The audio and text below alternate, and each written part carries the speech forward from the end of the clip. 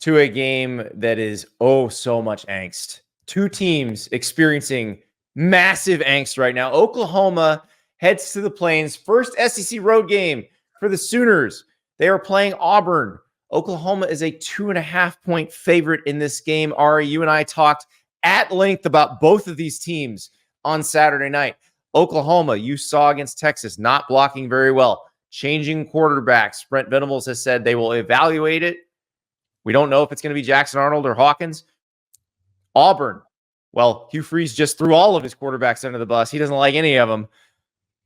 This is going to be wild. Andy, I'll line up for Oklahoma. You line up for Auburn, and just let's, at quarterback, and we'll see how it goes. Oh, listen, here's my thing. As mad as Oklahoma fans are about the state of their offense, as unhappy as they were with what happened in the Tennessee game, they're going to be able to move the ball better on Auburn's defense. Like, look at what happened in the Arkansas game. Look at what Arkansas did. Arkansas, they hit a couple passes, but at the end of the game, they're just like, screw it. We're just going to ram the ball down your throat. And they did. Now, Taylon Green and Jaquindon Jackson are a pretty formidable tandem running the ball. I don't think Oklahoma can run the ball quite like that, but I think they can run it enough. And I think Oklahoma's defense is going to terrorize Auburn's offense. The best daily fantasy game in America. Use the code Staples, play $5, get $50 instantly. This past weekend, I used that almost free Caleb Williams square to pick a winner. I had a four square play. Producer River showing the 5 square play that I gave out that where only 2 of them hit. Yeah, that wasn't my best work. Ari told me don't pick a kicker. Stay away from the kickers. I picked USC's kicker. I was sure he was going to have a couple field goals and an extra point.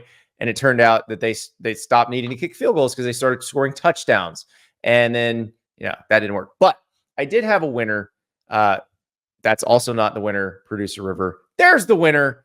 There's the winner. Thanks to that almost free Caleb Williams square where all he had to do was throw for a yard. But Nate Noel just tearing it up for Missouri against Vanderbilt. Garrett Nussmeier, I'm very confident in Garrett Nussmeier.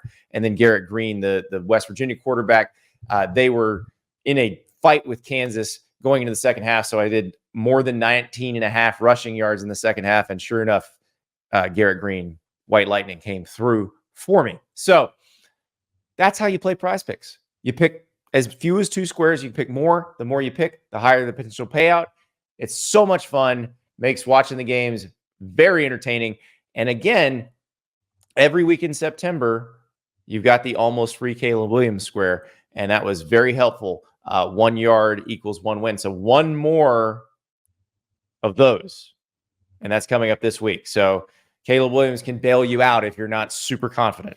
I think as long as he throws for a yard. I was a little nervous for a second yesterday.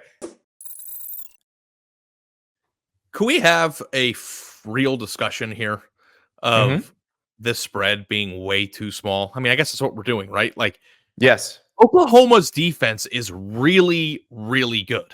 Okay. Yes. I know they had a really rough night on Saturday night, and I know they gave up some plays to a really good Tennessee team, but I left that stadium feeling really good about Oklahoma's defense. And obviously that's what happens when Brent Venables is your head coach.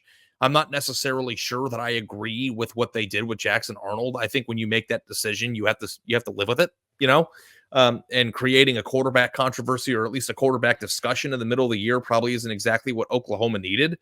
But from a whole top to bottom team standpoint, like I think Oklahoma is unquestionably the better team here. Like I do not know how Auburn is going to score on Saturday.